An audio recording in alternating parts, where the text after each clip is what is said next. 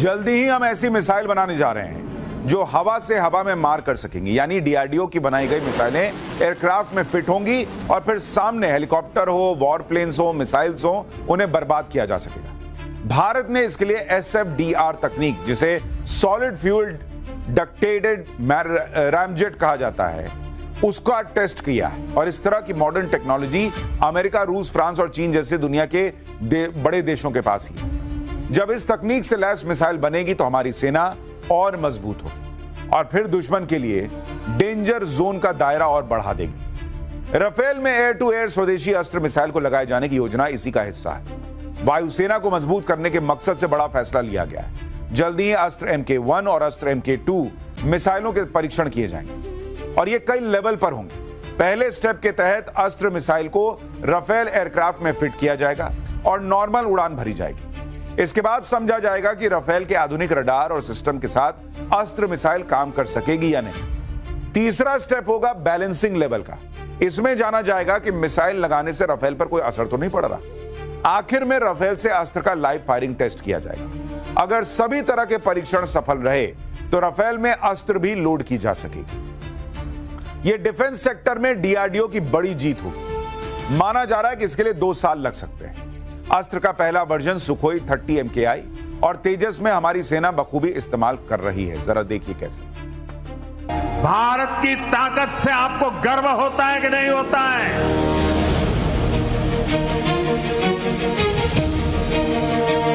Defence sector से जुड़ा शायद ही कोई क्षेत्र होगा जहां डीआरडीओ की मौजूदगी न हो।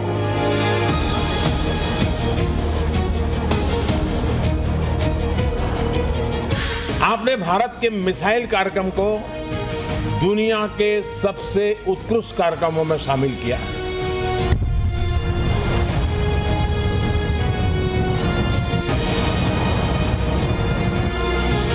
और आपने साबित किया है कि इंडियन इनोवेशन किसी भी मामले में ग्लोबल स्टैंडर्ड से पीछे नहीं है, बल्कि कई क्षेत्रों में उनसे आगे खड़ा है।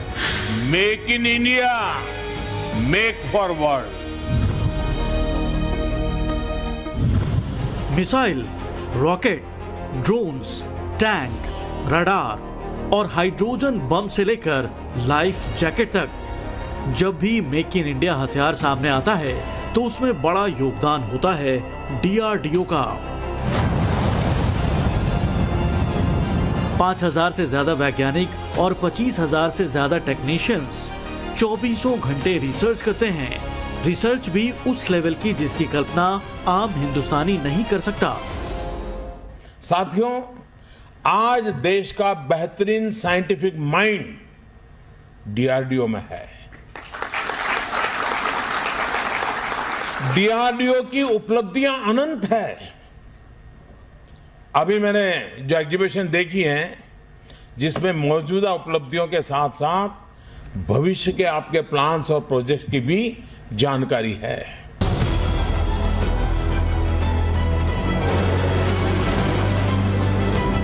हिंदुस्तान फ्यूचर वॉरफेयर को रीडिफाइन करना चाहता है और इस टास्क को डीआरडीओ ने बहुत सीरियसली लिया है। देश के अलग अलग हिस्सों में मौजूद 45 लैब्स में कई तरह के प्रयोग किए जा रहे हैं। 5th जनरेशन का एयरक्राफ्ट AMCA बनाने की जिम्मेदारी डीआरडीओ की है। देसी S-400 यानी कुशा एयर डिफेंस सिस्टम को डीआरडीओ ही डिजाइन कर रहा है। AI बेस्ड हथियार और रोबोटिक्स का देसी मॉड्यूल डीआरडीओ भी डेवलप करेगा। खास बात यह है कि डीआरडीओ का फोकस सेना के किसी एक पार्ट को ही मजबूत करना नहीं, बल्कि हर मोर्चे पर कामयाबी दिलाना है। जैसे ब्रह्मोस सिस्टम यूज हुआ, आकाश सिस्टम यूज हुआ, MRSAM सिस्टम यूज हुआ, D4 जो एंटी ड्रोन सिस्टम है वो यूज हुआ, हमारा AWNC Mark 1 सिस्टम यूज हुआ। तो हमारे जो डिजाइन एंड डेवलपमेंट सिस्टम्स जो डीआरडीओ ने डेवलप किए थे, वो काफी सिस्टम्स बहुत अच्छा परफॉर्मेंस उन्होंने दिया। यानी डीआरडीओ ने इस देश को गर्व करने के अनगिनत लम्हे दिए। राष्ट्र गर्व से भरा है, लेकिन अफसोस कि उसके बारे में इस तरह से बात नहीं होती जैसे आज हम आपको राष्ट्रगर्व में बता रहे हैं। देखिए, डीआरडीओ सिर्फ संगठन नहीं है, बल्कि भारत के शौर्य, स्वाभिमान और भविष्य की सुरक्षा का नाम भी है। डीआरडीओ के बदौलत भारतीय सेना की fire power, air defence, anti tank क्षमता और प्रिसिजन स्ट्राइक में क्रांतिकारी बदलाव आया है। यह आत्मनिर्भर भारत का सबसे मजबूत उदाहरण है। हम और आप सेना पर भरोसा करते हैं, उसी तरह सेना डीआरडीओ के बनाए गए हथियारों पर अटूट विश्वास रखती है। आपको डीआरडीओ की बनाई गई मिसाइलों की छोटी सी लिस्ट बताता हूं, फिर कहिएगा कि वाकई ये राष्ट्रगर्व कराने वाला संगठन है या नहीं। जैसे बैलिस्टिक मिसाइल की लिस्ट अगर देखें तो अग्नि के तौर पर जबरदस्त मिसाइलें मौजूद हैं। अग्नि से लेकर अग्नि 5 का परीक्षण डीआरडीओ कर चुका है। अग्नि 5 की रेंज तो 5000 किलोमीटर से ज्यादा है। यह पूरे एशिया और यूरोप तक पहुंच सकती है। पृथ्वी मिसाइल को भी डीआरडीओ ने बनाया है। इसके 3 अलग अलग वर्जन तीनों सेनाओं के लिए। पृथ्वी 3 के जरिए 700 किलोमीटर की दूरी जद में आ जाती है। कम दूरी की बैलिस्टिक मिसाइलों में प्रहार भी आती है। यह भी डीआरडीओ ने ही डेवलप किया है और इसकी रेंज 150 किलोमीटर तक। प्रलय मिसाइल के रूप में डीआरडीओ ने ऐसा हथियार बना लिया जो चीन और पाकिस्तान बॉर्डर के हिसाब से परफेक्ट है। इस सेमी बैलिस्टिक मिसाइल की 500 किलोमीटर दूर की क्षमता दुश्मन को खत्म करने की ताकत रखती है। अब क्रूज मिसाइल की लिस्ट देखिए। ब्रह्मोस को तो दुनिया जानती है। इसे डीआरडीओ ने रूस के साथ मिलकर बनाया है। 1000 किलोमीटर तक मार करने वाली निर्भय मिसाइल डीआरडीओ ने तैयार की है और यह रडार को चकमा देते हुए परमाणु हथियार भी ले जा सकती है। सतह से हवा में मारने वाली मिसाइलों में आकाश भारत के पास है। इसे डीआरडीओ के वैज्ञानिकों ने तैयार किया। एयर टू एयर कैटेगरी में अस्त्र मिसाइल आती है, यह डीआरडीओ की देन है। चौथी पीढ़ी का हल्का लड़ाकू विमान तेजस भी डीआरडीओ की एजेंसी एडीए ने डिजाइन किया है। प्रधानमंत्री मोदी इस विमान से उड़ान भर रहे थे तो एचएएल के साथ साथ डीआरडीओ के योगदान को भी वो सराह रहे थे। अब तेजस का मार्क 2 वर्जन भी तैयार है। इसमें डीआरडीओ की एजेंसी एडीए खास तरह के रेडोम तैयार कर रही है। यह रेडोम विमान के नाक पर लगा वो हिस्सा होता है जिसके पीछे रडार छिप जाता है। इसी रेडोम की बदौलत दुश्मन के रडार को चकमा दिया जा सकता है। स्वदेशी टैंक से लेकर रॉकेट लॉन्चर तक, अगर मैं इन सब की लिस्ट गिनाने बैठूंगा तो आप कहेंगे कि बस करो भाई। लेकिन डीआरडीओ का काम ही ऐसा है कि उसकी लिस्ट खत्म नहीं होती और देश के लिए गर्व करने के इतने अनगिनत पल लाता है। एक और रिपोर्ट देखिए, आपको समझ में आएगा कि डीआरडीओ ने इस देश के लिए क्या किया है।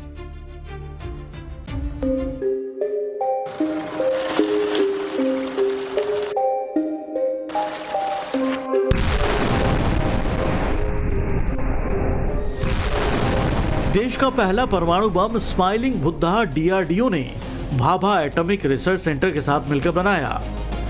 डीआरडीओ की एक लैब ने इम्प्लोजन लेंस असेंबल किए जो कि परमाणु विस्फोट के लिए जरूरी हाई एक्सप्लोसिव सिस्टम थे। दूसरी लैब ने डेटोनेशन सिस्टम तैयार किया। कई डीआरडीओ वैज्ञानिक स्माइलिंग बुद्धा के परीक्षण के दौरान 24 घंटे एक्टिव थे। पोखरण में न्यूक्लियर टेस्ट हुआ तो दुनिया ने हिंदुस्तान की परमाणु पावर देखी। भारत को गर्व के इन लम्हों तक पहुंचाने के लिए डीआरडीओ के वैज्ञानिकों ने खासी मेहनत की थी। डीआरडीओ के साइंटिस्ट ने अमेरिकी खुफिया एजेंसी सीआईए की जासूसी से बचने के लिए खुद को सेना की वर्दी में रखा और छद्म नाम इस्तेमाल किए। भूमिगत टेस्ट करना था, जमीन के नीचे करना था। उसके लिए बहुत गहरी शेफ्ट तैयार करनी थी। कैसे डिजाइन होगा उन शेफ्ट का, कितनी हमें सुरक्षा का ध्यान रखना होगा और उसमें उन डिवाइस को जो है कैसे बनाया जाएगा, दोनों तरह से, एक्सप्लोजन के लिए भी और एक हथियार के रूप में भी। तो वो सब काम डीआरडीओ के अलग अलग लेबोरेटरीज में इसके अलग अलग काम किए गए। ऑपरेशन सिंदूर में पाकिस्तान धुआं हुआ तो हिंदुस्तानी सेना का कमाल दिखा। हालांकि दुश्मनों को बर्बाद करने के पीछे डीआरडीओ ने भी अथक परिश्रम की है। डीआरडीओ के बनाए गए कई हथियार ऑपरेशन सिंदूर का पार्ट थे। ऑपरेशन सिंदूर डीआरडीओ की सेल्फ रिलायंस का बड़ा उदाहरण माना गया, जहां देसी तकनीक ने पाकिस्तानी हमलों को रोका। भारत के शौर्य और पराक्रम की ये तो थी ही परीक्षा, लेकिन आपकी टेक्नोलॉजी की भी परीक्षा थी और उसमें आप पास कर गए।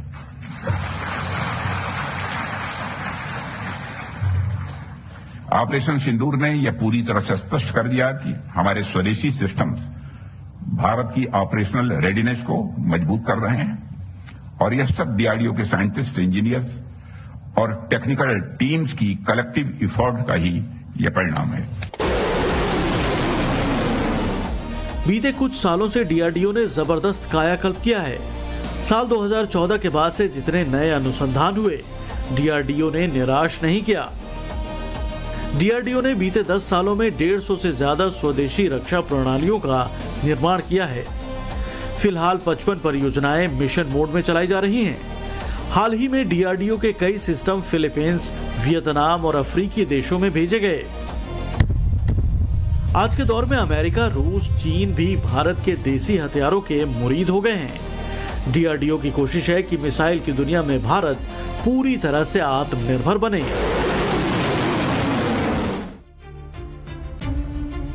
डीआरडीओ अब किसी पहचान का मोहताज नहीं, इसे रिसर्च एंड डेवलपमेंट तक सीमित रखा जाए ऐसा भी नहीं। डीआरडीओ का फोकस किसी प्रोजेक्ट के फुल साइकिल पर रहता है, जिसमें डिजाइन भी है, प्रोटोटाइप, प्रोडक्शन और एक्सपोर्ट भी है। स्वदेशी तकनीक विकसित करके डीआरडीओ ने पिछले 5 सालों में 2,64,156 करोड़ की भारी बचत की है। अब इस पैसे के जरिए नए नए लैब्स खोले जाएंगे और फिर वहां दुश्मनों की मौत का सामान तैयार किया जाएगा। आपको शायद यह बात पता होगी कि डीआरडीओ में जो वैज्ञानिक होते हैं, उनमें से ज्यादातर टॉप शैक्षणिक संस्थानों से नहीं आते। इनकी इंजीनियरिंग या फिर साइंस की पढ़ाई ऐसे कॉलेज में होती है जो सामान्य है। मगर डीआरडीओ में सिलेक्शन के बाद जिस लेवल का दिमाग ये लगाते हैं, वो इन्हें खास बनाता है। धीरे धीरे डीआरडीओ का क्रेज बढ़ रहा है और इसी को देखते हुए 5 लैबोरेटरी ऐसी बनाई गई हैं जिनमें 35 साल से कम उम्र के इंजीनियर काम करते हैं। डॉक्टर एपीजे अब्दुल कलाम को पूरी दुनिया जानती है। कलाम और डीआरडीओ एक दूसरे के पर्यायवाची माने जाते हैं। डॉक्टर कलाम ने पहली बार जब डीआरडीओ में नौकरी की तो एक छोटा हॉवरक्राफ्ट डिजाइन किया था। इसके बाद प्रोजेक्ट डेविल को लीड किया और यह कलाम के शुरुआती प्रयास थे, मगर इससे विदेशी निर्भरता कम करने की नींव रख दी। 1982 में डॉक्टर कलाम ने फिर से डीआरडीओ ज्वाइन किया। इस बार integrated guided missile development programme की अगुवाई की। कलाम के साथ इस टीम में 60 से 70 वैज्ञानिक थे। कलाम ने इस दौरान मिसाइल की दुनिया में क्रांति ला दी। पृथ्वी, अग्नि, आकाश, त्रिशूल और नाग, ये जितनी भी मिसाइलें हैं, ये सब डॉक्टर एपीजे अब्दुल कलाम की मेहनत का भी नतीजा है।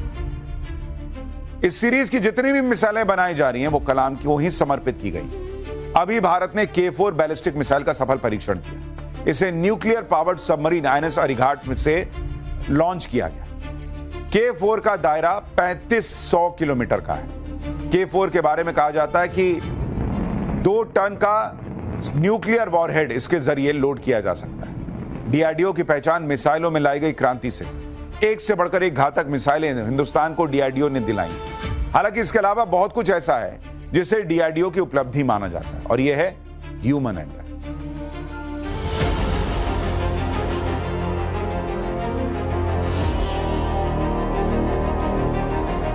जब पूरी दुनिया कोविड-19 से परेशान थी, मौतों का आंकड़ा बढ़ता जा रहा था, तब डीआरडीओ वैज्ञानिकों ने ऐसी पीपीई किट तैयार की जिसने न सिर्फ डॉक्टरों को बचाने में मदद की, बल्कि उसके जरिए मरीजों का इलाज भी किया गया।